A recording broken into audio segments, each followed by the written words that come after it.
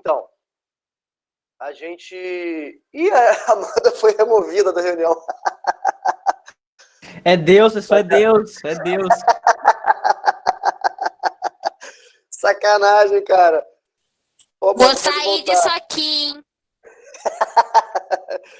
Vou sair, hein? Eu vou mutar você de novo, hein? Fica na sua.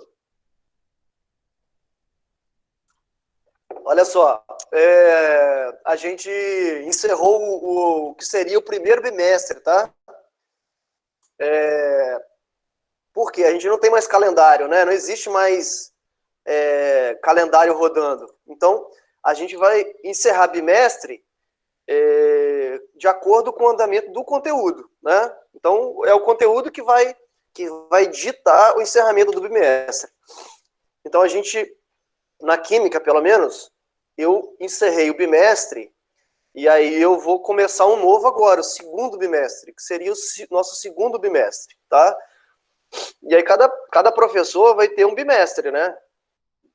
Porque não tem calendário, né? Cada professor vai encerrar os seus bimestres de forma individual, né? E aí, bom, vai depender da organização de cada professor. Eu considerei, então, o encerramento do bimestre quando a gente terminou o cálculo estequiométrico, tá?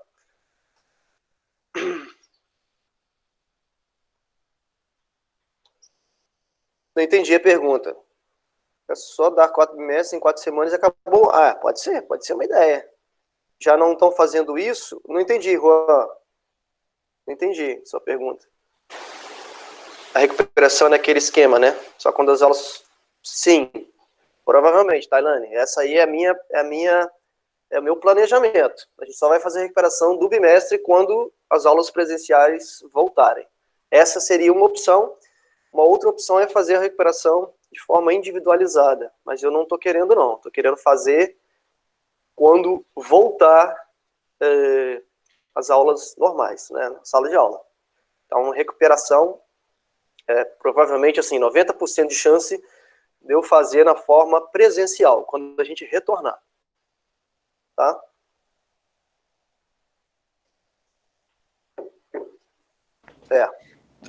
E isso é para você não ficar de recuperação.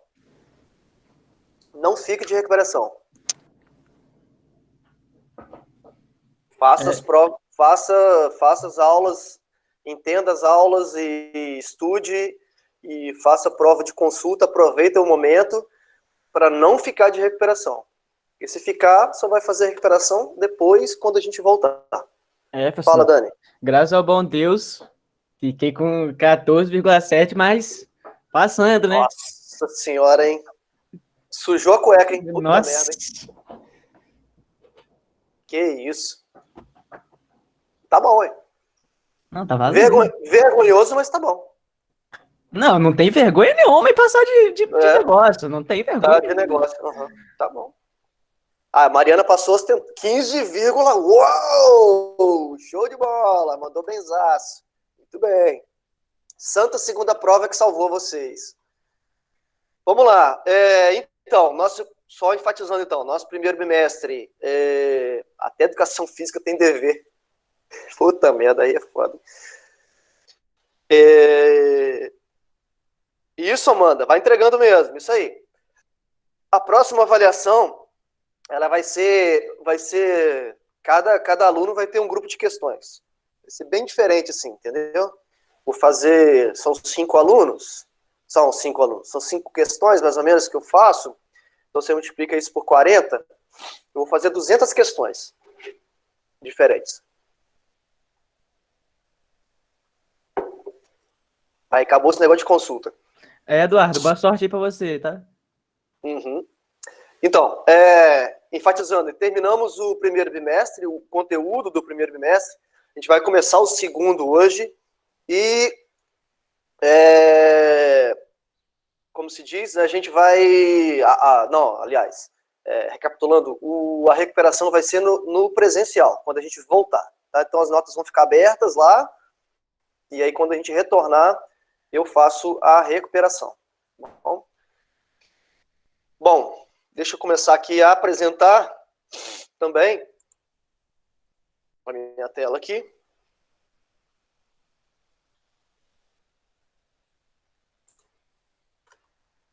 Ai, ai. Eu tô com tosse, dor de garganta e febre. O que será que é isso, hein? Não é nada não, pessoal, tá tranquilo. Ah, coisinha de nada. É gripe. Coisinha de nada aí.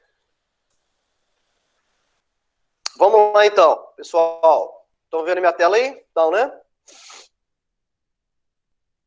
Deixa eu só trocar o mouse aqui de posição.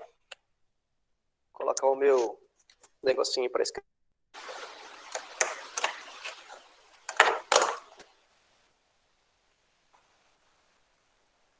Dani, tá vendo a minha tela aí? Fala para mim, por favor, porque às vezes... Sim, senhor.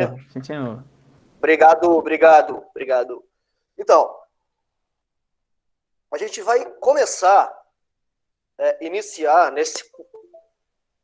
Opa, foi isso. A gente vai iniciar na aula de hoje. Tá uma travada aqui no meu computador, só um minutinho.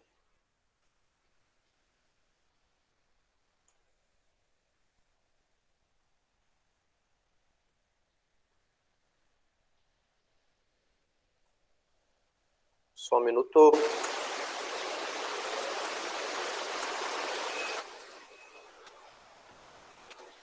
Caraca, meu PowerPoint tá pesado, né? Não é possível.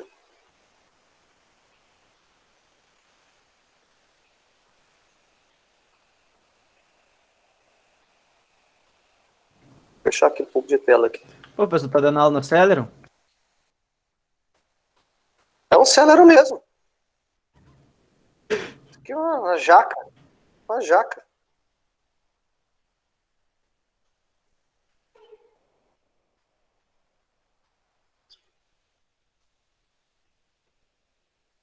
Olha aí, deu bug geral. Uma tela com PowerPoint, outra tela... Não entendi nada.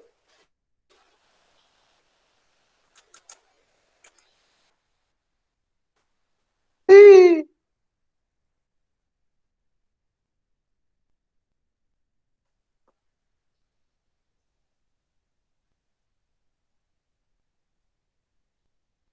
Minuto. Problemas técnicos.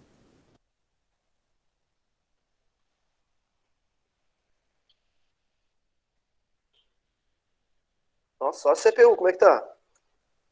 98%.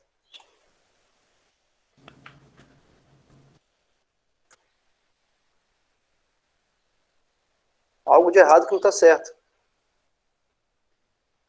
É o Chrome comendo aqui tudo, ó.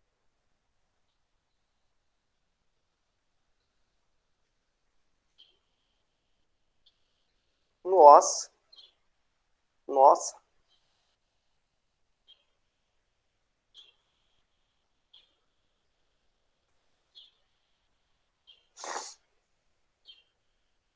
Minuto.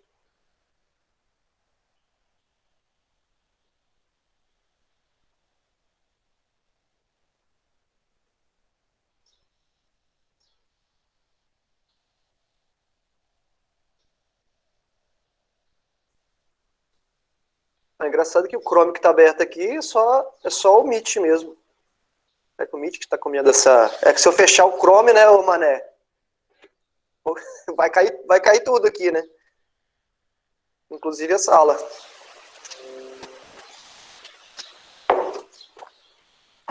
Vamos ver se vai coisar agora.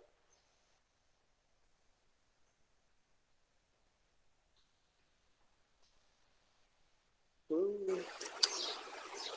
23, 6, 9, 55, 36, 10, 34. É que eu perdi aqui uma versão? Ok. Bom, vamos lá. Então, a gente vai começar hoje, nessa aula, classicamente falando, né, na química, a gente divide assim, né? Apesar de não existir mais essa divisão, mas antigamente era dividido, né? A química era dividida em química geral, fisicoquímica e química orgânica, né? Porque na maioria das escolas, né, a química é dada em 3 anos, né? E aí, no ensino médio, né? E aí tinha basicamente essa divisão de carga horária, né? No primeiro ano seria o que a gente chama de química geral, no segundo ano a físico-química e no terceiro ano química orgânica, né? Como no integrado aí as cargas horárias são meio um pouco diferentes em relação ao ensino médio convencional, não dá para seguir essa sequência certinho, né? Mas a gente vai começar hoje, né? Nessa aula de hoje, o que a gente chama de físico-química, né? Na química clássica seria físico-química. E na físico-química, a gente vai estudar os fenômenos, né? Fenômenos macroscópicos, né? Fenômenos de propriedades das substâncias e tudo mais. Isso numa uma vertente mais de cálculo, né? Mais matemático. Então, vai ter muito conceito? Vai ter muito conceito. Mas a gente vai... Eu lembro que eu falei com vocês, pessoal, olha, a gente vai entrar numa sequência de muita matemática, né, envolvendo muito cálculo dentro da química. Né? É isso, né? A gente está vendo isso desde de estudo dos gases. Pode falar, tá dando um problema? Quem está com o microfone aberto aí?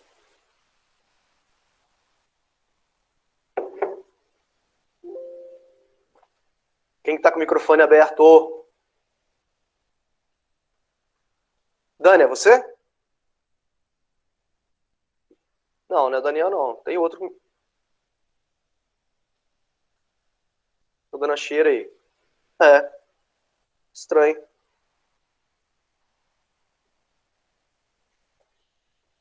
Não entendi esse chiado do microfone. Vamos continuar aqui, fazer o quê?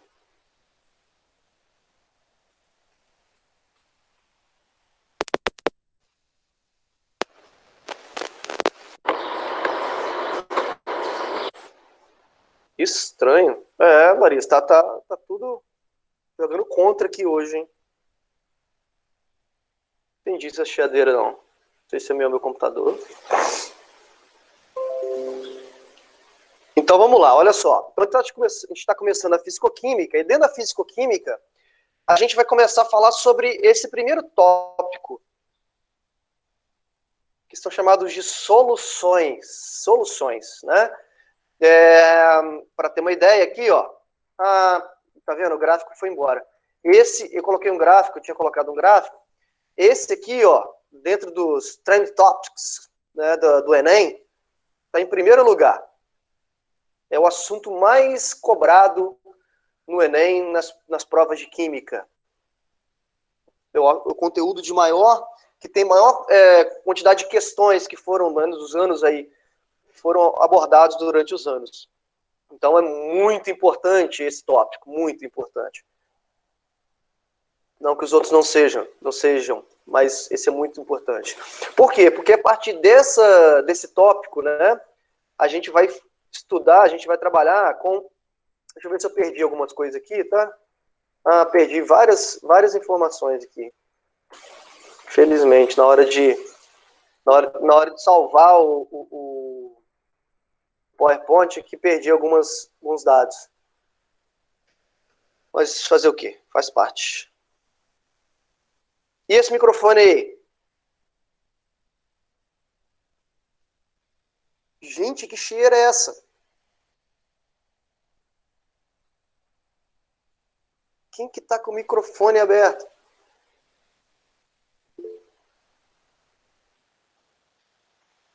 Amém. Amém. Agora foi.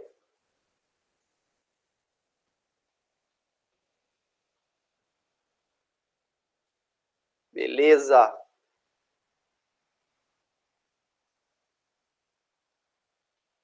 É porque tava uma cheirinha aqui, tá me incomodando pra caramba.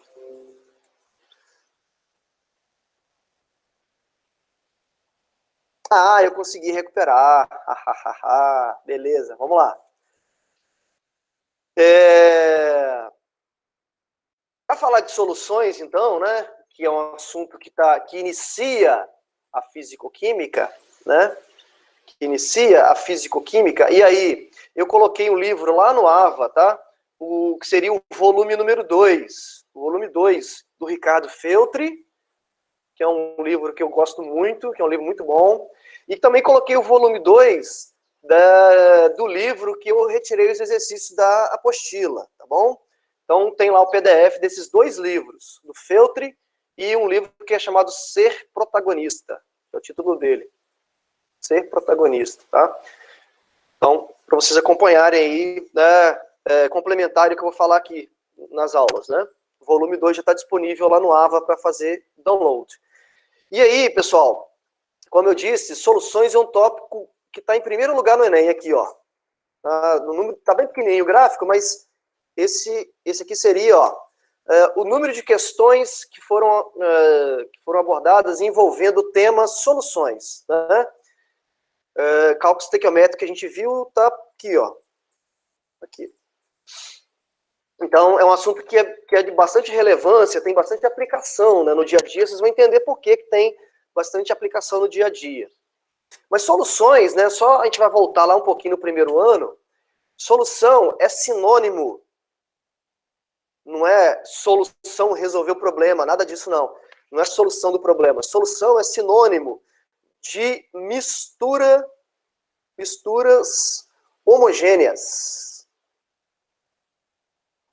Lembra disso lá no início do primeiro ano? O que é uma mistura homogênea mesmo? Alguém pode falar para mim? O que é uma mistura homogênea? Alguém? Ninguém? Professor, posso fazer o... Pode, vai lá. Se Contribui. pá mistura homogênea é quando não dá para saber, não tem distinção entre as duas substâncias, alguma coisa assim. Na verdade, fases, né? O termo correto é fases. Foi o que eu quis dizer.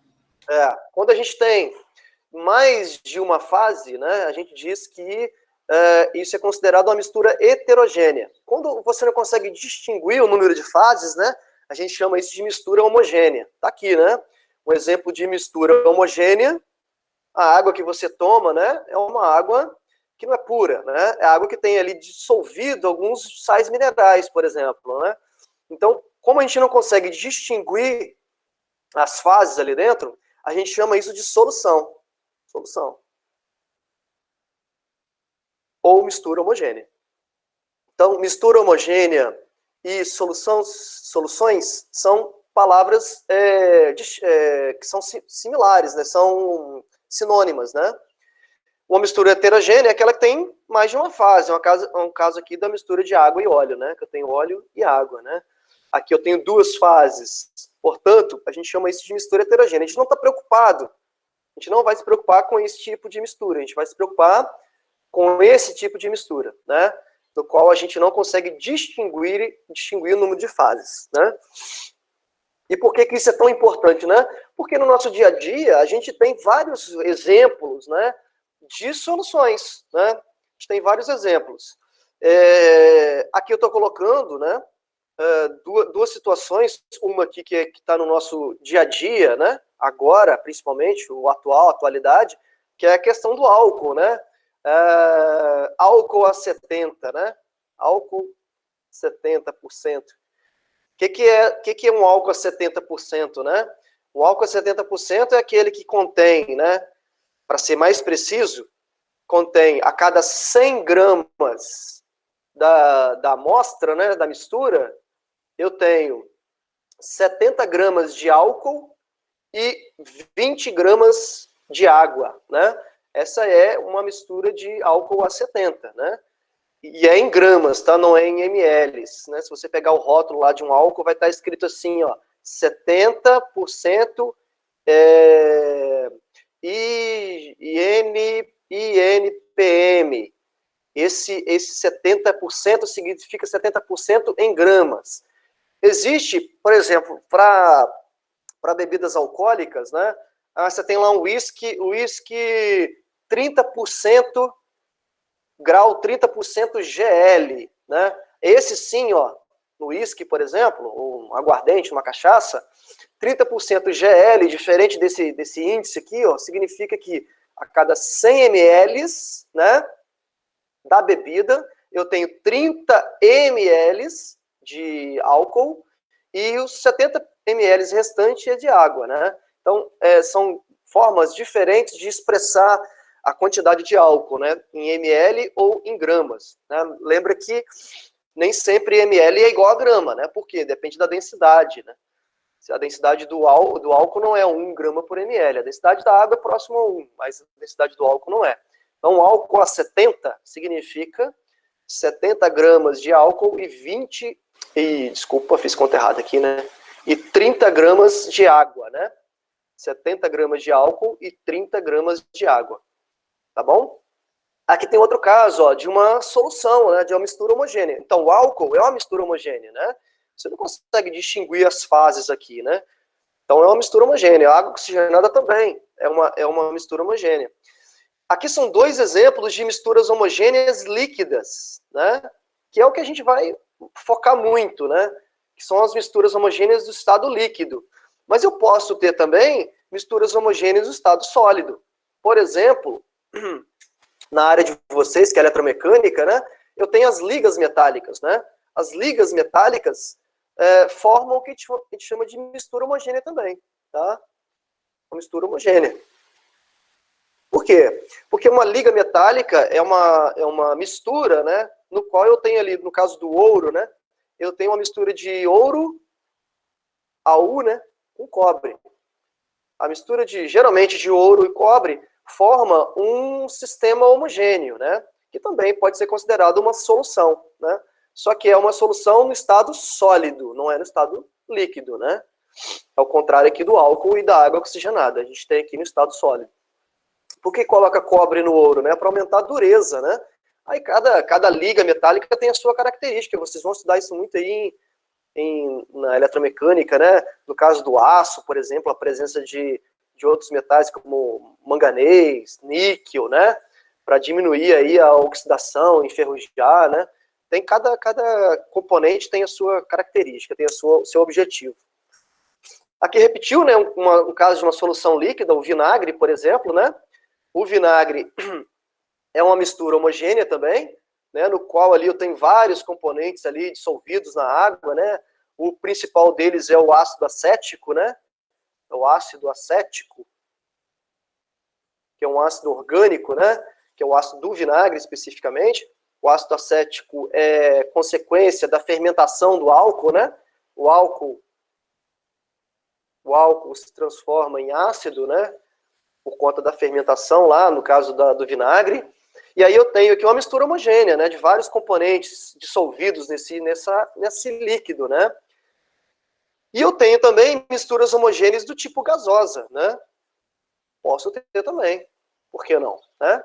É o caso lá dos componentes de uma botija de gás, né? Que eu tenho lá uma mistura de 2 hidrocarbonetos, que é o propano e o butano, né? A mistura desses 2 componentes gera o gás de cozinha, que a gente chama. E é uma mistura homogênea, né? Diga-se de passagem, todas as misturas de gases, né? Não tem como formar uma mistura heterogênea de gases, né? Só forma uma mistura homogênea, né? Então, qualquer gás forma uma mistura homogênea. A gente vai focar, obviamente, muito, né, nas misturas homogêneas que estão no estado líquido, né? E aí, a gente vai chegar, né, lá na frente, exatamente que o Enem, né, cobra muito, que são quem chama de unidades de concentração, né? Como expressar a concentração de um componente, né, dentro de um recipiente, por exemplo, né? Quando está escrito lá álcool a 70, né? Isso aqui é uma forma de representar a concentração, né? Você vai pegar lá um medicamento, você vai pegar lá um soro fisiológico, você vai pegar a água de um rio e você vai expressar ali a quantidade de um componente que você quer. Por exemplo, lá na água do rio tem 3 miligramas por litro, né? Ou seja, a cada 1 litro de água do rio eu tenho 3 miligramas de ferro, né? Ou seja, é uma forma de você representar uma concentração, né? Que a gente chama de unidade de concentração. Mas vamos com calma, a gente vai falar com isso mais à frente. Aqui na água oxigenada, aqui, ó, 10 volumes, né? Isso aqui é uma forma de expressar uma unidade de concentração, né? Se você pegar rótulo de qualquer embalagem, né, de shampoo, ou embalagem de um medicamento, ou embalagem de qualquer produto, né, que forma uma mistura homogênea, você vai ter lá expresso no rótulo dele, né, as unidades de concentração, tanto pode ser expresso na forma de percentagem, né? Que a gente vai trabalhar mais à frente, vamos com calma nisso. Muito bem. A gente precisa falar um pouquinho sobre esse processo, que é o processo chamado de dissolução, né? Dissolução. E aí surge o conceito aqui, né, pessoal, de soluto e solvente. Soluto e solvente. Alguém sabe dizer o que é soluto, o que é solvente? Alguém tem ideia do que seria, dentro de uma mistura homogênea, o que seria um soluto e um solvente? Alguém pode falar? O soluto é quem é dissolvido e o solvente é quem dissolve. Perfeitamente. Essa é o conceito clássico de soluto e solvente, né? Soluto é aquele cara que vai ser dissolvido, né? Ou seja, aquele cara, aquela substância que vai ser separada, que vai ser afastada uma molécula da outra, um íon do outro, né? E o solvente vai ser a substância responsável por fazer essa separação, né? E aí existe também uma grande confusão nesses termos, né? O pessoal acha que soluto é a substância que está em menor quantidade e solvente é a substância que está em maior quantidade. Isso é um conceito errado, né? Por exemplo, quando eu tenho lá 70 ml de álcool e 30 ml de água, por exemplo, eu tenho ainda a água que está em menor quantidade, mas eu tenho a água sendo um solvente do álcool, né? Então, estar em maior quantidade não significa ser o solvente do meio. Solvente é a substância que consegue separar, né, as partículas dentro de uma solução. Para ser mais drástico ainda, é possível ter uma solução de 95% de ácido sulfúrico em água. E 5% de água, né? Então, olha só, aqui ácido sulfúrico continua sendo o meu soluto e a água continua sendo o meu solvente, mesmo a água aqui estando em menos quantidade, muito menos quantidade, proporção aqui nesse caso, né? Então, o solvente é a substância, né, capaz de fazer a separação do soluto, fazer a dissolução, né? Dissolução significa, entre aspas aqui, significa separar. Separar. Tá? Aqui está mostrando, né, um processo nesse copo aqui, ó, quando eu coloco, por exemplo, um corante, né? Quando eu coloco um corante e observo esse processo de dissolução desse corante na água, né? Ele vai dissolvendo aos poucos, e é lógico, né? A gente vai trabalhar com nisso. A agitação aqui vai favorecer muito esse processo de dissolução, não só a agitação, né? Você, né, pegar aqui uma colher aqui e misturar, né? Facilitar com que as moléculas entrem em contato, né? Mas a temperatura também é um grande fator que influencia. E o que vai acontecer, né? Quando eu misturar esse corante, né, dentro dessa água, né, eu vou ter as partículas, né, do soluto de modo a ocupar de forma igual, né, todo o espaço do recipiente, né? Por isso que é chamado de mistura homogênea, né? Essa é a grande sacada da mistura homogênea. As partículas do soluto, eles se espalham de forma igual dentro do recipiente, depois que eu fiz, obviamente, toda a dissolução, né? De modo que se eu pegar um pedacinho do recipiente e pegar um outro pedacinho do recipiente, a quantidade, né, proporcionalmente falando, a quantidade de soluto que vai estar ali vai ser igual, né, independente da quantidade que eu peguei, tá bom? Então, isso é muito importante, esse conceito é muito importante porque ninguém leva o rio inteiro para fazer uma análise para o laboratório, né? O que as pessoas fazem, né? Quando quer fazer alguma análise ambiental, né, se está poluído o rio ou não, vai lá, pega um pouquinho da amostra, né? Pega um pouquinho da água do rio, coleta uma parte. Por que coleta uma parte? Porque a parte que ele coletou representa o todo, né, proporcionalmente. Então, vai lá, coleta, sei lá, 30 ml da água do rio, vai para o laboratório e faz análise, né, para ver a quantidade de soluto que eu tenho. eu não preciso levar água do rio toda, né? Por quê? Porque quando se tem processo de dissolução, uma mistura homogênea, as partes ficam todas de forma igual. Aqui está uma forma de preparar uma solução do laboratório, né? Ali ele está mostrando, ó, dentro de um balão, né? Esse aqui é um balão. Esse balão tem uma escala muito precisa, né? E aí você coloca a substância que você quer dissolver, que a gente chamou de soluto, né? Soluto. Coloca o soluto. E aí, depois acrescenta água, faz a agitação desse balão, e aí você tem a sua solução, né? Depois que acrescentou o solvente, você tem a solução. Pode dar uma travadinha aqui. Você tem aqui, então, o que a gente chama de solução. Certo? E aí, como eu disse, aqui ele está usando uma pipeta para puxar um determinado volume, né? Se qualquer pedacinho, qualquer parte que você pegar da amostra, vai ter a mesma quantidade de soluto proporcionalmente ao solvente, né? Ao solvente. Aqui está um processo, uma animação que eu vou mostrar para vocês, que mostra esse processo, né, de dissolução. Vou colocar aqui uma quantidade de partículas igual de um lado e de outro, né? E aí, como essas partículas estão em movimento aleatório, né? Quando eu removo, né, a barreira ali, né, que mantinha os dois compartimentos, o que vai acontecer, né? Os solutos eles vão se dissiparem, ou vão se misturarem entre si de forma igual, né? De modo que eu vou ter proporcionalmente, tanto de um lado como do outro, a mesma quantidade de moléculas, né? Porque eu tenho aí essa mistura de forma igual, né? Ou seja, homogênea igual. Tudo bem?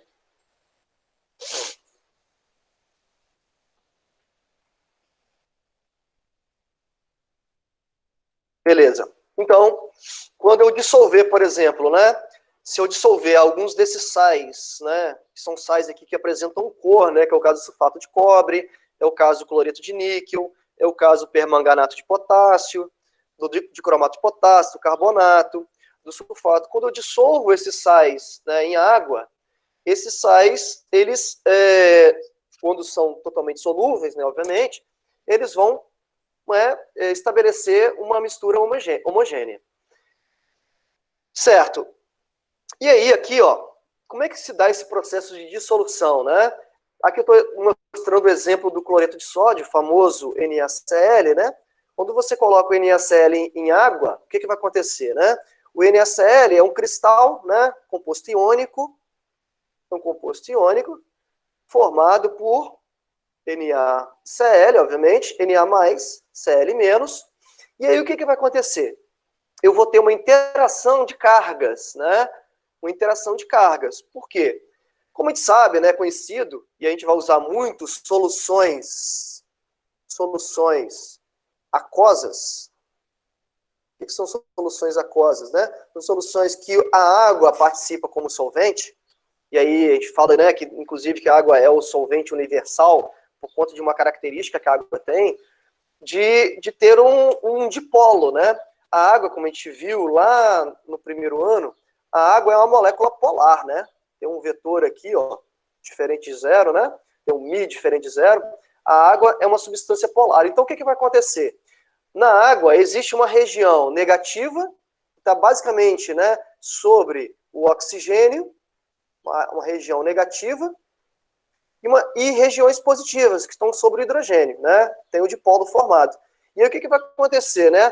A região negativa da água vai interagir com a parte positiva do NaCl, que seria, nesse caso, o sódio, né, o Na+. E a região positiva, o contrário, vai interagir com o Cl-. Está mostrado aqui, ó, Cl- interagindo com os hidrogênios, ó, que é a parte positiva, e o Na+ interagindo com a parte negativa. Eu tenho, nesse caso, o que a gente chama de processo de dissolução, né, que é a separação dos íons, né? Eu separei os íons. Aqui tem um vídeo mostrando isso mais claramente, um vídeo bem curtinho, que seria uma forma de colocar na animação. Deixa eu ver se eu dou play aqui.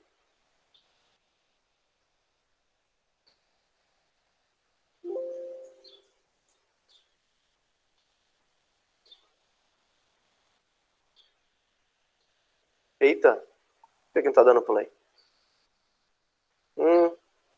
Que isso veio como figura.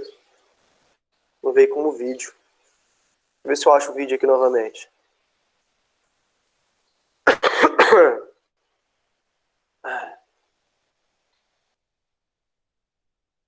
Digitei aqui. Solução do cloreto de sódio.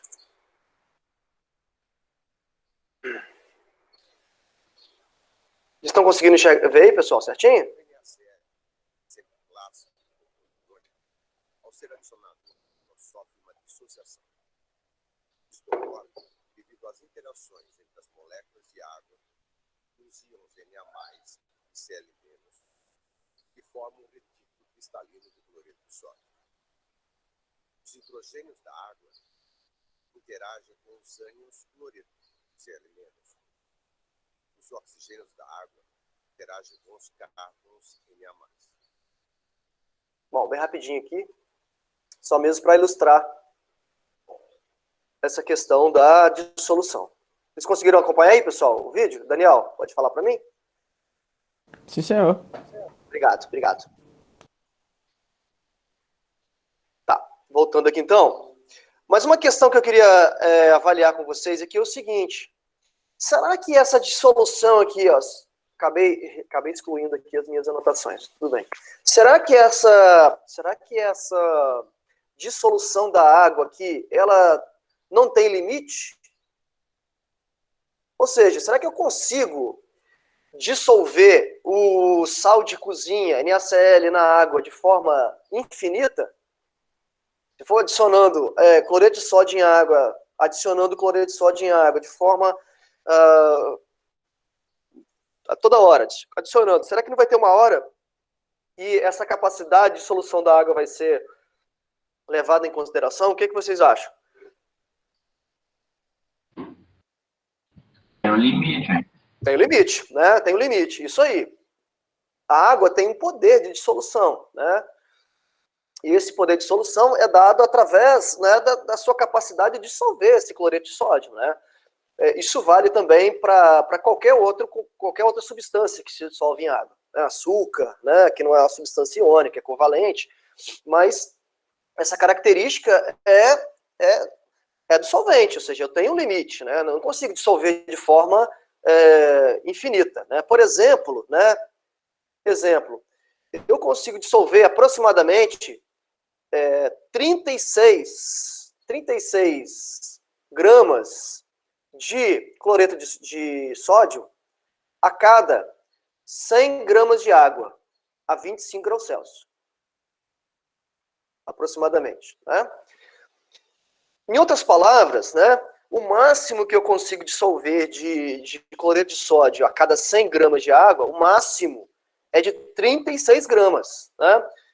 Eu consigo dissolver 30, eu consigo dissolver 31, 32, 30, a cada 100 gramas de água, né, obviamente. Né? Se eu aumentar a quantidade de água, eu proporcionalmente posso aumentar aqui a quantidade de cloreto de sódio dissolvido. Né? Então, usando como base 100 gramas de água, né, eu consigo dissolver até 36 gramas. Se eu colocar 36,1, o que vai acontecer, pessoal? Não vai dissolver. Não vai dissolver quantos? 1,1. O 0,1, não é isso? Eu só consigo dissolver até 36. Qualquer coisa que eu coloque a mais de 36, por exemplo, 36,1, né, gramas em 100, esse 0,1 que eu estou colocando a mais aqui, ó, ele vai, que a gente chama, precipitar. Né? Ele vai precipitar. Então, eu vou ter, lá no recipiente, num copo com água, né, eu vou ter os 36 gramas em 100 gramas de água dissolvidos, né, eu vou ter lá os 36, e vou ter 0,1 grama lá no fundo do recipiente, né, que a gente chama de precipitado. Precipitado. Ou também, alguns chamam de corpo de fundo. Corpo de fundo. Não é corpo defunto, não. Corpo de fundo.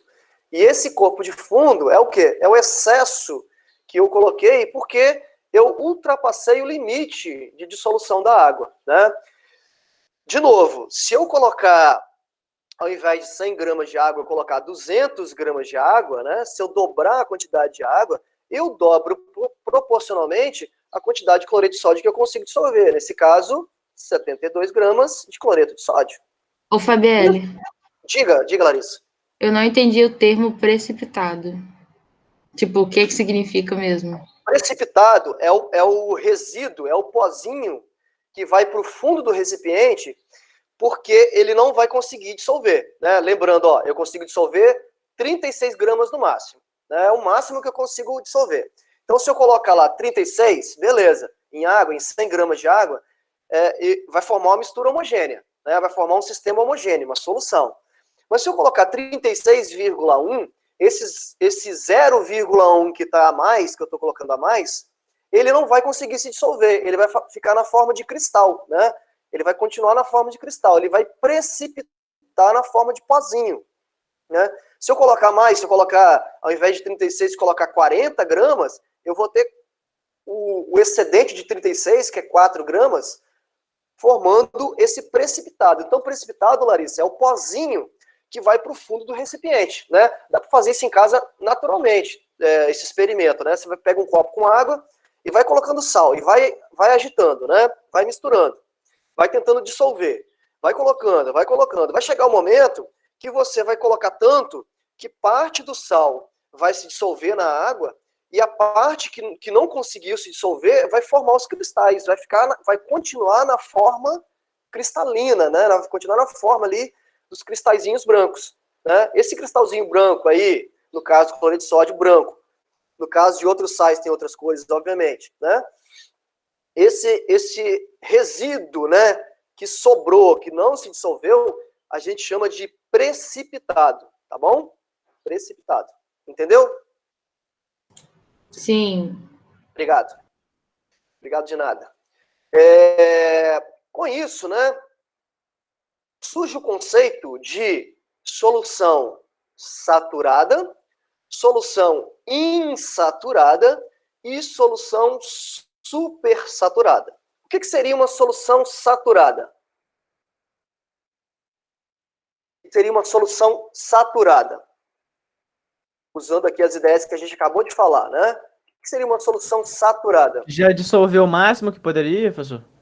Perfeito, é isso aí. No caso lá do cloreto de sódio, né? No caso do cloreto de sódio, eu disse, ó, o máximo que eu consigo dissolver é 36 gramas para cada 100 gramas de...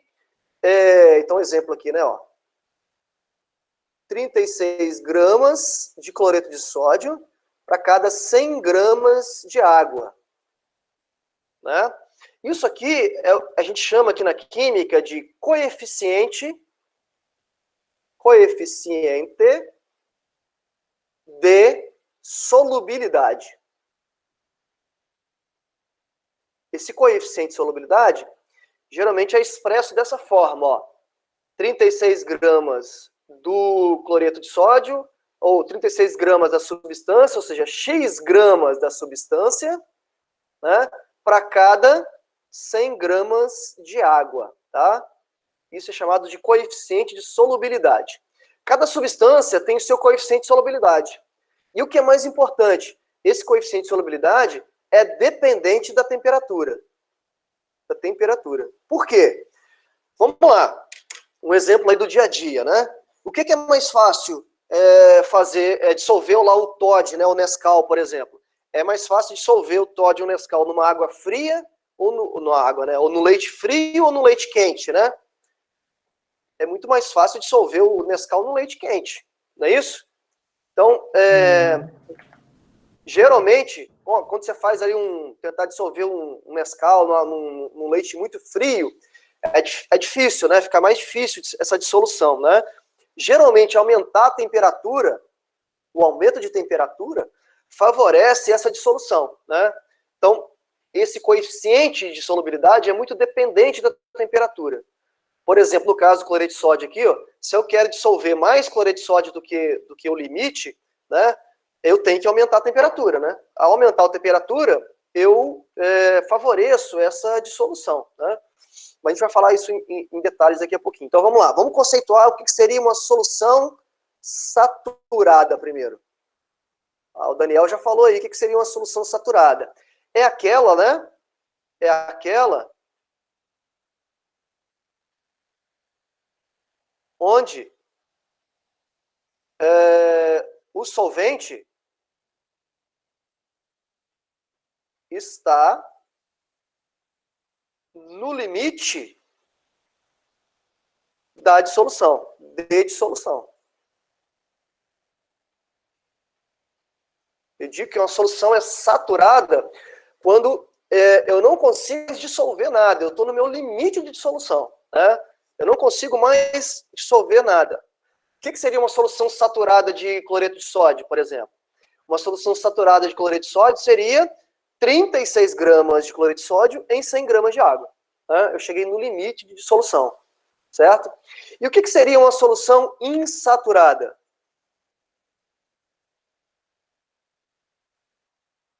O IN aqui, ó, tá dando o oposto de saturado. O que seria uma solução insaturada? Alguém pode falar para mim? Não chegou ao máximo, professor?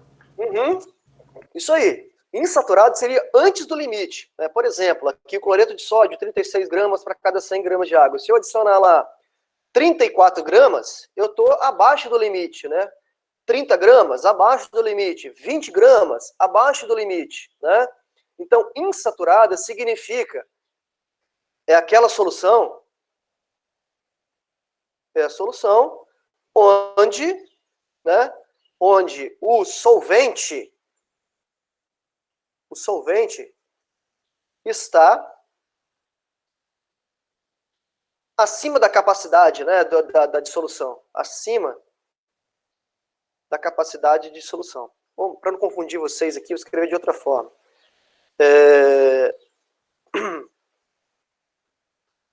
É a solução onde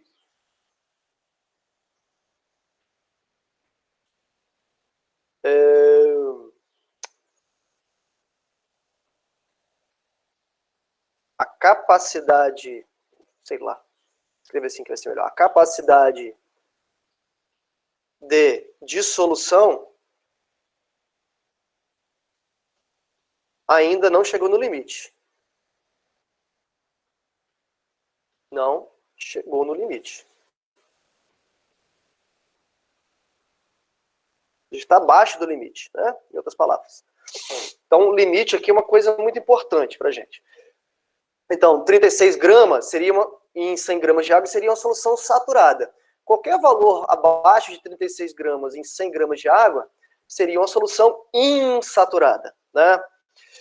Mas vamos supor que um exemplo que eu dei ali, que a gente coloca 36,1 gramas de NaCl a cada 100 gramas de água, né? O que vai acontecer na prática, né? O que vai acontecer na prática é que eu vou conseguir dissolver 36 gramas, que é minha capacidade máxima, né? E vai restar 0,1 grama que vai precipitar, né? A gente diz que essa situação, né? A gente considera a situação, por exemplo, onde eu adicionei 36,1 gramas de NaCl em 100 gramas de água, né? Em 100 gramas de água, eu vou conseguir dissolver os 30 e vai restar aqui, ó, 0,1 de precipitado, né? E os 36 vão ficar dissolvidos, certo? A gente chama esse sistema, né, de um sistema, uma solução saturada. Por que é uma solução saturada? Porque está no limite, né? É uma solução saturada com corpo de fundo. Uma solução saturada com corpo de fundo. Por quê? Porque eu consegui dissolver 36, né? Consegui dissolver os 36, restou 0,1 que eu não consegui dissolver, que precipitou, e esse 0,1 a gente chama de corpo de fundo. Então, Esse sistema é chamado de solução saturada com corpo de fundo. Na verdade, o sistema em si já não é mais um sistema homogêneo, né? Porque tem duas fases, né? Tem a fase aqui de cima, que seria uma fase, né, dissolvida, né? Que é a fase homogênea, e teria aqui uma outra fase que é heterogênea, né? Então teria duas fases, né? O sistema em si é chamado de heterogêneo, mas a gente chama de solução saturada com corpo de fundo, tá? É uma forma de chamar esse sistema. Beleza? Então, saturada é aquela que está no limite da dissolução, e insaturada é aquela que está no máximo, né, que tá abaixo do máximo da dissolução, né? Eu tenho alguns exemplos aqui, ó, da solubilidade desse sal, que é o KNO3, em algumas temperaturas, ó. A temperatura de 0 graus Celsius, a solubilidade dele é 13,3 gramas para cada 100 gramas de água. À medida que eu vou aumentando a temperatura, né, o que eu vou observando?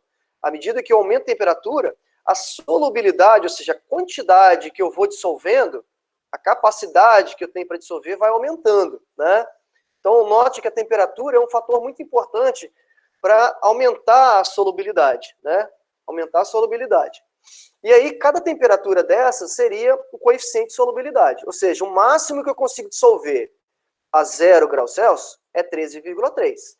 O máximo que eu consigo dissolver a 10 graus Celsius é 20,9. O máximo que eu consigo dissolver a 100 graus Celsius é 246 gramas. Beleza? Voltando aqui, então. O máximo, então, é dado pelo coeficiente de solubilidade numa determinada temperatura, né? O máximo é dado pela capacidade de dissolução. Agora, existe um termo chamado solução supersaturada. O que seria uma solução supersaturada? Professor, Primeiro, diga. Rapidinho, voltando àquela parada ali atrás, você mostrou que, tipo assim, vai aumentando a temperatura e o rapaz vai aumentando. Por exemplo, vamos supor que você junta os dois rapazes quando a temperatura está muito alta, por exemplo, ali no 100. Aí a solução ficou saturada, tá ali, tá igual, exatamente. Aí se você diminuir a temperatura, vai começar a precipitar? Pergunta excelente, Daniel. Pergunta excelente. Essa a gente, inclusive, iria trabalhar em alguns exercícios à frente, mas seria o seguinte. Vamos supor, sua pergunta foi genial, tá? Se eu conseguir dissolver aqui a 100 graus Celsius, eu consigo dissolver 246 gramas do nitrato de potássio aqui, ó, em 100 gramas de água. Eu consigo dissolver 246. Mas vamos supor que eu tô lá 100 graus Celsius e consegui dissolver os 246 e eu começo a resfriar isso. Eu começo a resfriar de modo a chegar aqui em 60 graus Celsius, por exemplo. 60 graus. Quando eu chego em 60 graus Celsius, qual é o meu limite de solubilidade? O meu limite de solubilidade caiu para 110. E eu tinha colocado lá 246, né? E aí o que vai acontecer? É só mudar a cor do pincel que está branco aqui. E aí a observação sua foi muito boa. Eu estou aqui a 100 graus Celsius, 246 gramas, né? Aí eu passo lá para 60 graus. Passo para 60 graus, o meu limite é 110, né? O que quer dizer isso? Quer dizer que eu vou conseguir solubilizar o 110 e o restante aqui, que vai dar 136, né? 136 gramas que não conseguiram se solubilizar, o que vai acontecer com eles? Vão precipitar. Ele vai precipitar, né? Vai lá para o fundo do recipiente. Eu vou conseguir solubilizar os 110 na água, né? Os 110 na água, mas os 136, já que eu esfriei, ele vai precipitar. Eu não sei se vocês se lembram de um experimento que a gente fez no início do ano passado, que foi um experimento no qual a gente fez a cristalização do sulfato de cobre, que era um sal de coloração azul, bem azulzinha. Esse aqui, ó. Sal aqui, ó. Primeiro, a gente fez um processo chamado de dissolução fracionada. O que a gente fez? A gente era um sulfato de cobre que estava cheio de areia, estava sujo, né? E aí vocês adicionaram água nele, água quente, nesse sal. E aí, quando você coloca água quente, né? Quando coloca água quente, ferve, né? Aquece, ele dissolve e a areia, obviamente, não se dissolve, né? A areia não vai se dissolver. E aí você faz uma filtração e depois que você filtrou e pegou o líquido a quente, você começa a esfriar. Quando você começa a esfriar, acontece exatamente o que o Daniel observou aí, ó. Quando você começa a esfriar o sal que está dissolvido, a solubilidade vai caindo, e aí o que vai acontecendo? Vai precipitando. Ele vai recristalizando, ele vai formando cristal novamente, né? Se você jogar isso, por exemplo, num banho de gelo, água fria, né? Uma água bem fria, você consegue precipitar grande parte daquele sal que estava dissolvido, né? Então você faz o processo inverso. Se você aquecendo, você aumenta a solubilidade, você esfriando, você diminui a solubilidade. E ao diminuir a solubilidade, você precipita aquele material. Beleza? Entenderam aí? Lembraram da prática do início do primeiro ano? Lá a gente não podia falar ainda de solubilidade, né? A gente está falando só agora.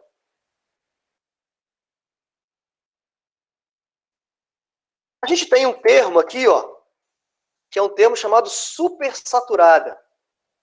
O que seria uma solução supersaturada? Para início de conversa, uma solução supersaturada não existe muito na prática, tá? Não existe muito na prática, a não ser que você faça uma situação que eu vou explicar agora, né? O que é mais comum é solução saturada e uma solução insaturada. Solução saturada e uma solução insaturada. O que seria a solução supersaturada? Como o nome está dizendo, super aqui, ó, seria mais, né? Seria mais do que estar saturado, né? Supersaturado. O que seria mais do que estar saturado? Alguém pode me falar? Alguém poderia? Com rapaz excessivo, professor? Exato, é quando eu tenho mais, além do coeficiente de solubilidade. Professor, é possível colocar além do que a capacidade de solubilidade numa determinada temperatura? É possível fazer isso?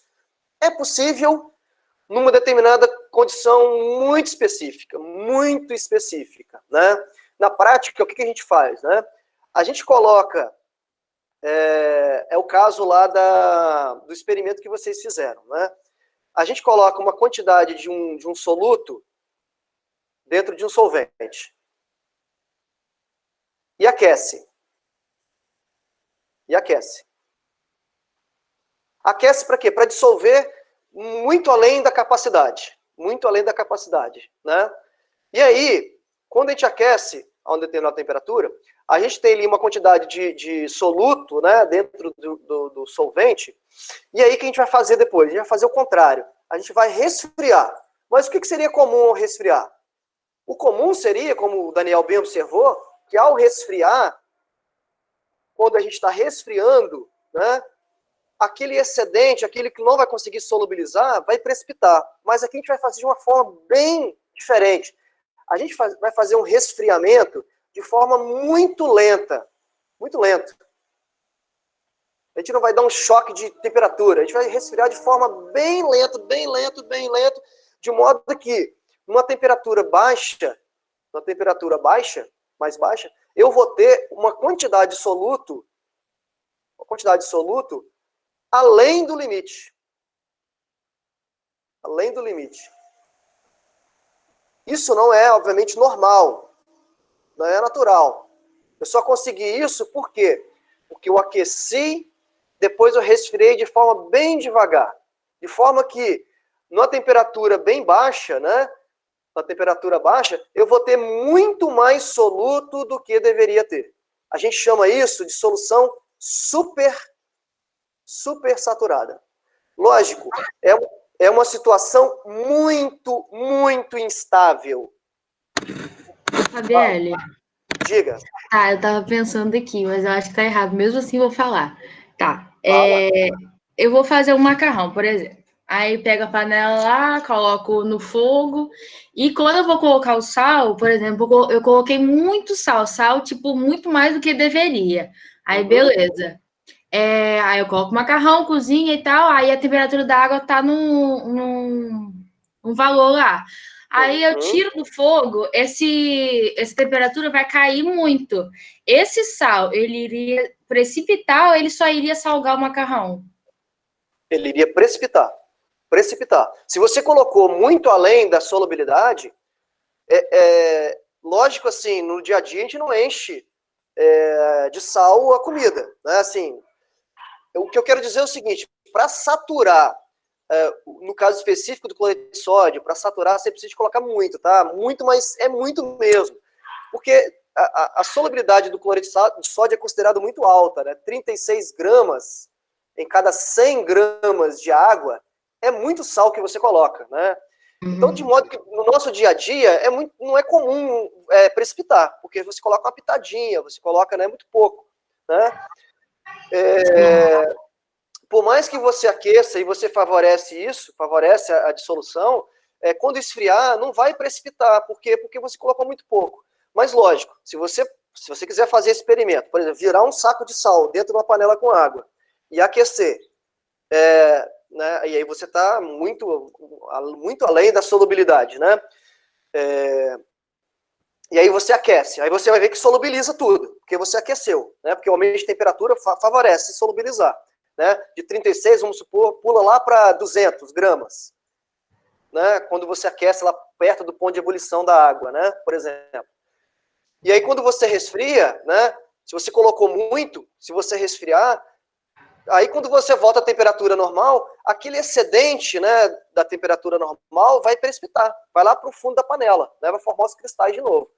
Repito, insisto, no dia a dia, a gente não faz isso, a gente não coloca muito sal, a gente coloca só uma pitadinha lá, que qualquer temperatura já é capaz de dissolver, qualquer temperatura. Pode falar. Entendi. Não, era só isso mesmo. Mas se você quiser fazer um experimento, por exemplo, hipotético aí, né, de pegar uma panela com água e colocar lá, sei lá, uns 300 ml de água, e virar um saco de sal, né, vai gastar, provavelmente, um saco de sal inteiro. Mamãe ia fazer eu beber tudo depois. E você vai aquecer. Se você aquecer, vai dissolver tudo. Consegue dissolver. E quando você deixa resfriar, e aí você vai ver que à medida que vai resfriando, ele vai precipitando o excedente, tá? Vai precipitando o excedente. Tá, Uma solução super saturada, inclusive daria para fazer isso, daria para fazer uma solução super saturada, que seria o seguinte: seria você resfriar, mas resfriar de forma muito lenta. Você não poderia fazer um choque térmico muito rápido. Teria que fazer vamos dizer assim, um resfriamento ali de 1 grau em 1 grau, né? Bem devagarzinho, bem devagarzinho. Aí quando chega na temperatura bem baixa, é possível, né, numa condição muito especial, é possível ter mais soluto do que deveria ter. A gente chama isso de solução supersaturada. Mas é grande detalhe, se você, por exemplo, a solução é tão instável, ela é tão instável, se você agitar o copo, agitar o recipiente, isso já precipita o excedente. O simples fato de você agitar, de você balançar, já é um fator que desestabiliza o sistema e aí precipita o que é o excedente. A gente chama isso de aumento de entropia, mas enfim, não vou discutir isso com vocês. Eu vou só discutir, vocês lembram disso talvez, de um experimento que era muito usado em programas de televisão, no YouTube também tem muito, que eu vou mostrar o vídeo, que é o chamado gelo instantâneo. Professor. Oi, pode falar, Daniel. Por exemplo, você estava falando ali que o esquema da água por exemplo, com sal é 36 rapaz a cada 100, não é? Tinha uma parada dessa. Cada 100, isso. Mas isso. Esse número tem em base em qual temperatura da água? Ah, sim, eu falei que atrás, ó. Isso medido a 25 graus Celsius. Ah, sim. Isso eu estou dando um exemplo, pegando da água. Cada bagulho a gente mede com uma temperatura diferente ou eu sempre pego uma padrão? Como você viu na tabela aqui, ó, cada temperatura tem o seu limite. Cada temperatura tem o seu coeficiente de solubilidade.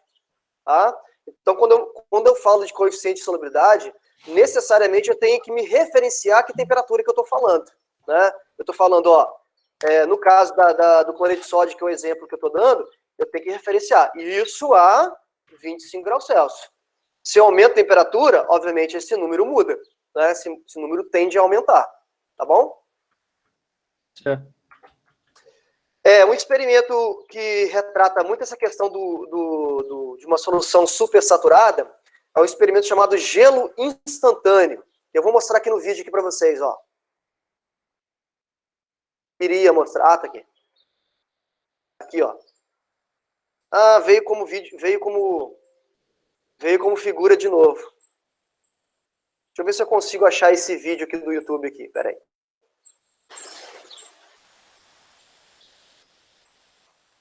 Gelo instantâneo. Ah, tinha até digitado hoje de manhã aqui. Acho que é esse aqui que eu tinha pegado. Depois eu coloco.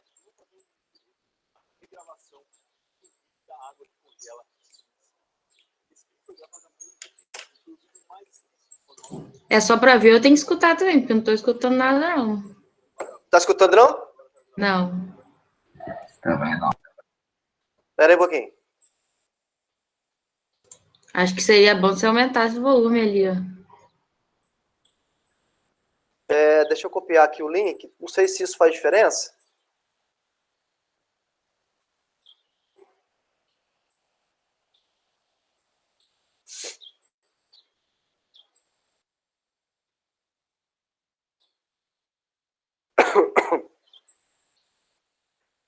Vamos lá. Deixa eu colocar. Ver se tá melhor o áudio.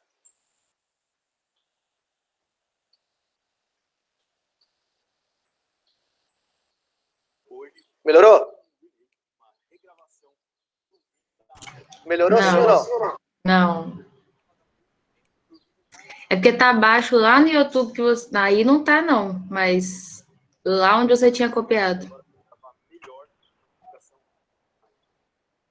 Não tem a menor ideia do que eu estou falando, é só uma olhada nesse copo d'água. É uma água comum, cristalina, mas olha só o que acontece quando eu coloco uma pitadinha de sal. Ô, sacolé. Coloca a legenda, pelo menos. Eu vou fazer um remake, uma regravação do vídeo da água que congela. Esse vídeo foi gravado há muito tempo. Foi o vídeo mais visto do Manual do Mundo da história. Mas naquela época... Oh, eu clico, sai esse caramba. Hoje eu vou fazer um remake, uma regravação do vídeo da água que congela. Esse vídeo foi gravado há muito tempo. Vê se vai sair isso aí. Mais visto do Manual do Mundo da história. Mas naquela época eu gravava numa resolução muito vagabunda. E agora eu quero gravar melhor, com uma explicação mais. Para quem não tem a menor ideia do que eu estou falando, dá só uma olhada nesse copo d'água. É uma água comum, cristalina, mas olha só o que acontece quando eu coloco uma pitadinha de sal. Sabe?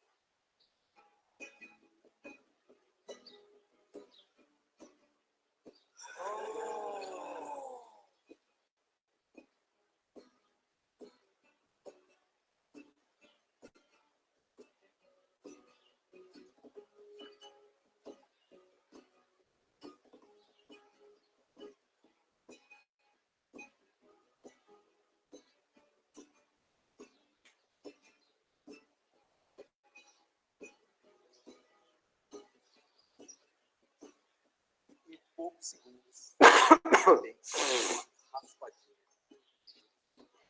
Vamos ver mais uma vez?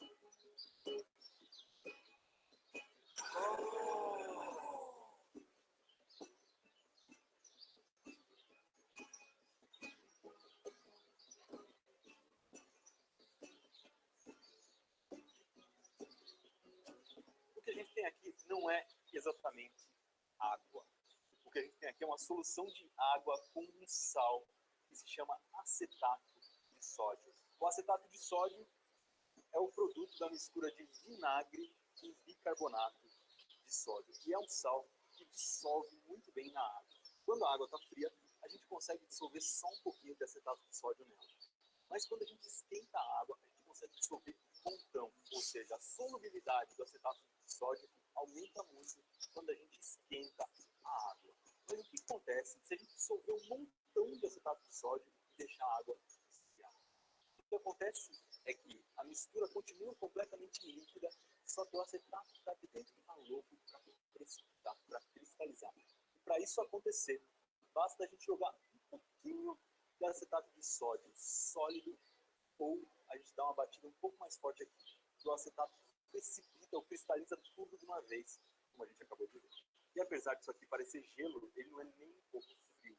Quando o acetato de sódio cristaliza, a mistura toda esquenta, por isso ele é chamado de gelo quente. E eu sei que você vai querer fazer isso em casa. Eu já tentei misturar vinagre com bicarbonato de sódio para gerar o acetato. Ah, não. Depois vocês pegam o vídeo completo aí. Mas vocês entenderam a ideia do gelo instantâneo aí? Conseguiram entender?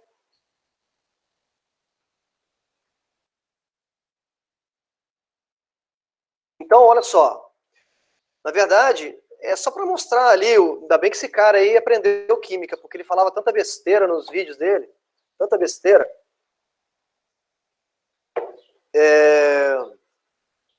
O que é uma solução supersaturada, então? Primeiro, uma solução supersaturada é uma solução muito, vamos dizer assim, do dia a dia nosso. Né? Por quê? O que é comum? O comum é eu conseguir dissolver no limite da solubilidade. Né? Uma solução supersaturada seria uma solução no qual eu consigo, numa condição muito específica, ou seja, uma condição de laboratório, né? Eu consigo dissolver além do limite da solubilidade. Por isso que a gente chama de solução supersaturada, né? Essa solução supersaturada, como é que a gente faz no laboratório? Como é que ele falou ali, né? A gente solubiliza, né, uma quantidade numa temperatura mais alta, deixa resfriar bem lentamente, né? Deixa resfriar bem lentamente, devagarzinho, sem agitar, sem balançar, sem nada. E aí a gente forma ali um sistema homogêneo. Só que esse sistema homogêneo, ele é extremamente instável, né? Tanto é que se eu balançar aqui esse becker, balançar esse recipiente, eu cristalizo, né? Formo aqui o sólido novamente, né? O excesso de sólido que estava além da solubilidade se cristaliza. No caso do acetato de sódio, que foi o caso que ele usou, né? Que é o acetato de sódio, por que ele usou esse cara, né? Porque ele se cristaliza muito, né, no formato de gelo, né? Por isso que é chamado de gelo instantâneo, né? Os cristais têm muito formato de gelo. E aí dá a impressão de que congelou, mas na verdade não congelou nada, não tem nada congelando. O que tem, na verdade, é o excesso do acetato de sódio formando o cristal novamente, né? Formando os cristais que parecem, né, tem a aparência de um gelo, né? Por isso que o experimento é chamado de gelo instantâneo. Mas não tem gelo nenhum, não é água pura, é água com cloreto, com acetato de sódio. Entenderam aí a questão da solução supersaturada? Ficou claro?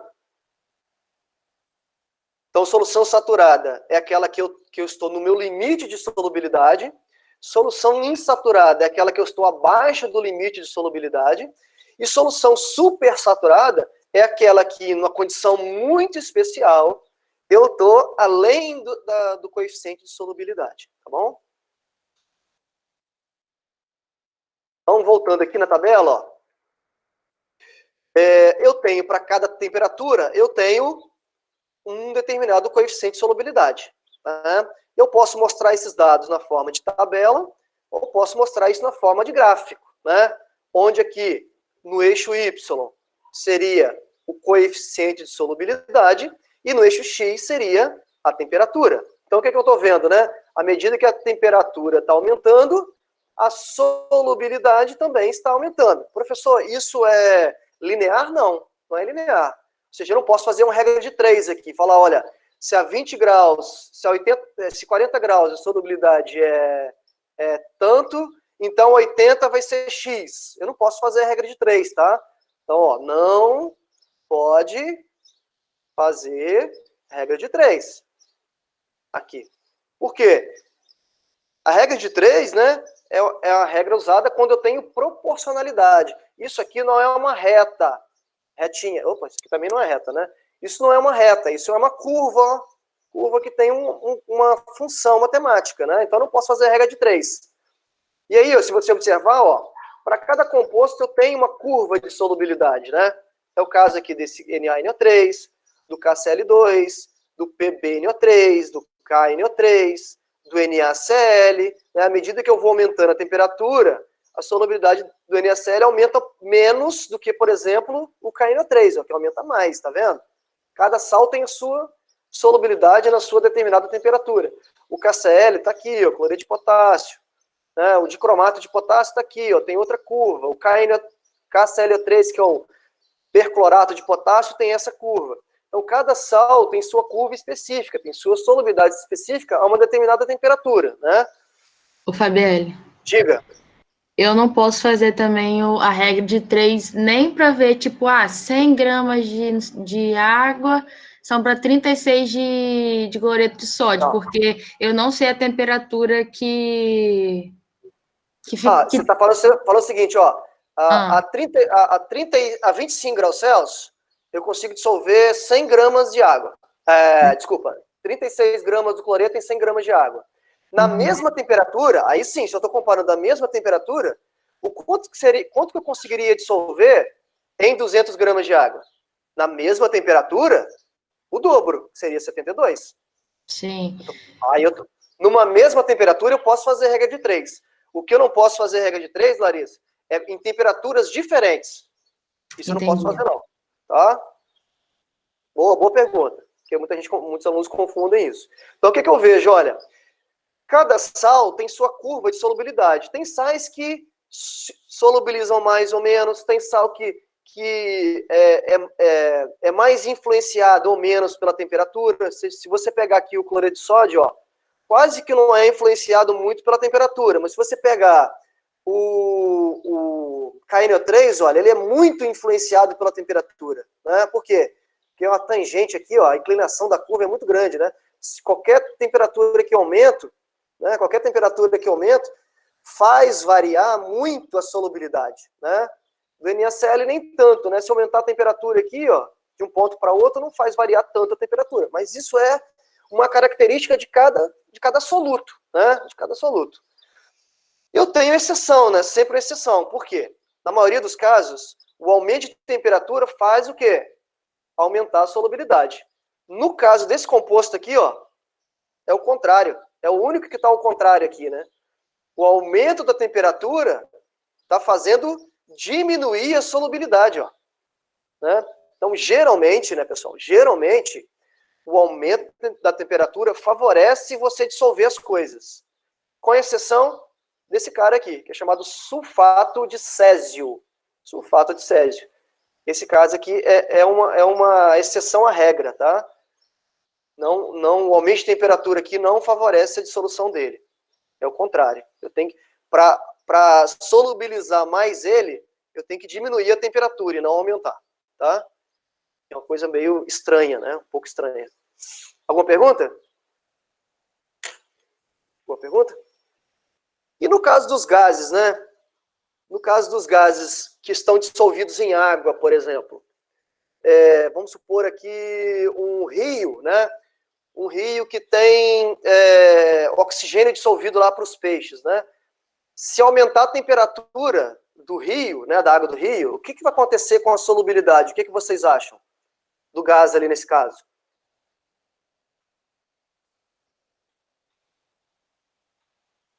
O gás vai se dissipar para a atmosfera, ou eu vou ter mais gás sendo absorvido pela água, quando eu aumento a temperatura, quando a água fica quente, por exemplo? O que vocês acham? Quando você abre um refrigerante gelado ou... Eu acho que... qual é dissolver que você falou? Não, dissolver não. Vai mais para a temperatura. Mais para a atmosfera. Para a atmosfera, isso. Perfeito. No caso dos gases, é o contrário também. Por quê? Né, na maioria dos casos aqui, ó, os sais, quando eu aumento a temperatura, ele se dissolve mais, né? Eu aumento a temperatura, se dissolve mais. Coloco mais, aumento a temperatura para dissolver o açúcar do café, mais eu solubilizo, né? No caso dos gases, é o contrário, né? Se eu aumento a temperatura, os gases dissolvidos, eles dissipam, eles saem da água, né? Então, por isso que é muito sério quando a água de um rio, por exemplo, ou água de um lago que está muito parado, né?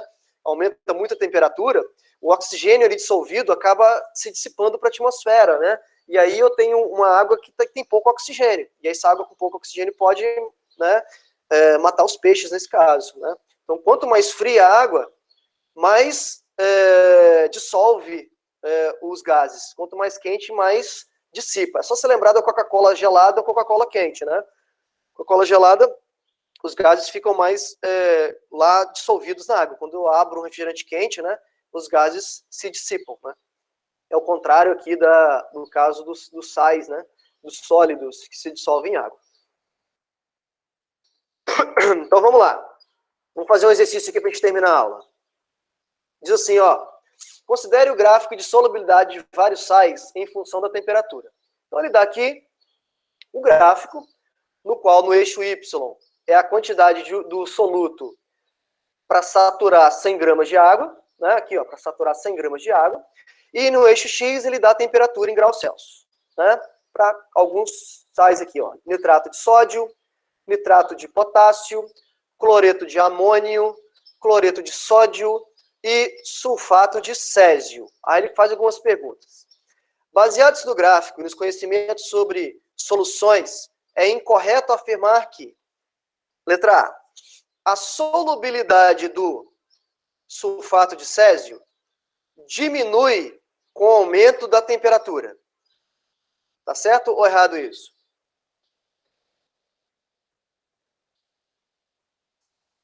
Certo. Certo. É verdadeiro. Por quê?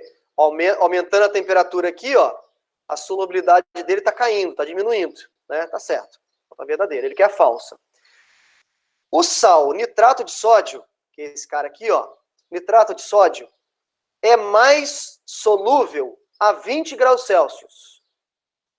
Ele é mais solúvel a 20 graus Celsius do que a 40, por exemplo? O nitrato de sódio é mais solúvel a 20 graus Celsius. Tá certo isso? Ó, 20 graus Celsius de nitrato de sódio, ó. 20 graus Celsius. Tá Se eu pegar errado. uma temperatura maior, mais solúvel, né? Então tá errado. Tá errado.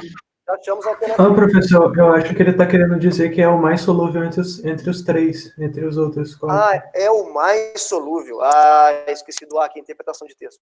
Desculpa. Então, esquece que eu falei. Então, vamos lá. Obrigado aí, Matheus. O sal, nitrato de sódio, é o mais solúvel. Eu esqueci do O aqui. A 20 graus Celsius. Então, vamos ver.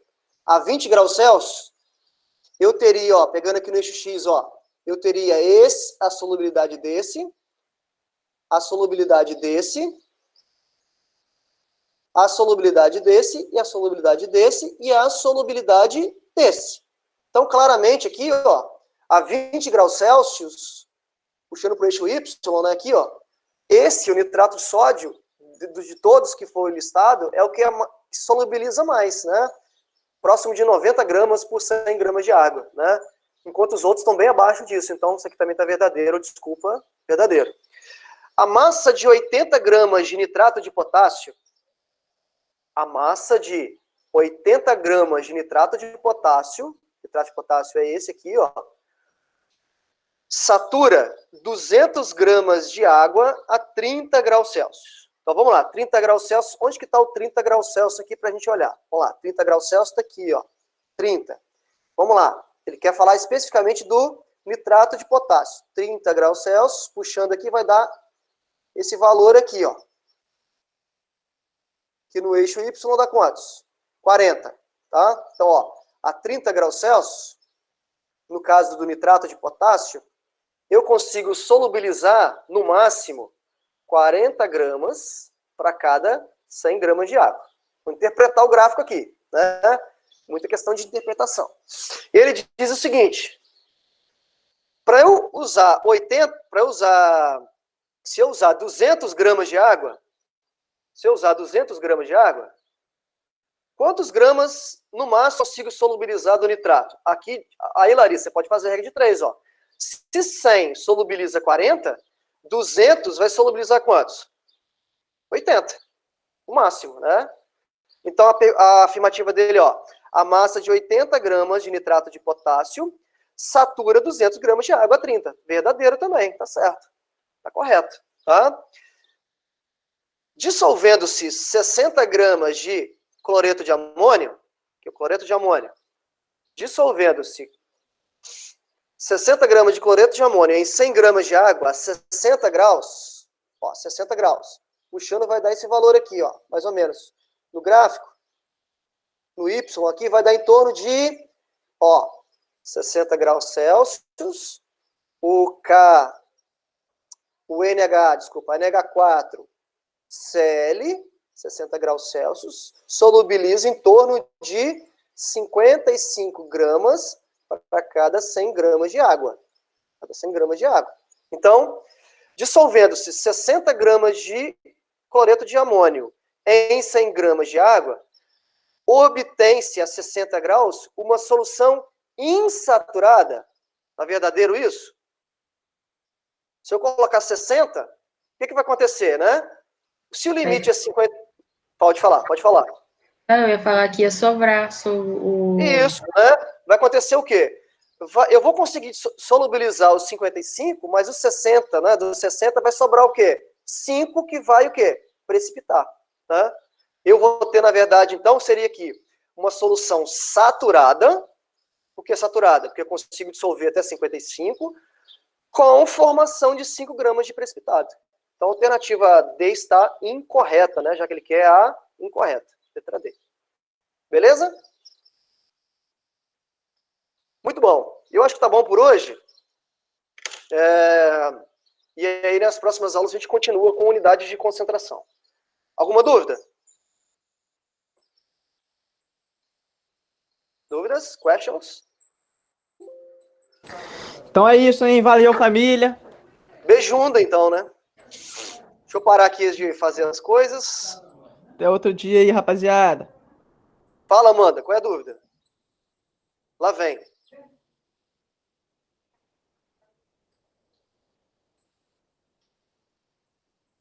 Ontem eu tava com 14,5, hoje que eu tô com 13,5.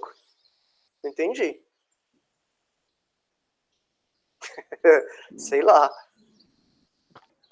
Ah, tá putaça.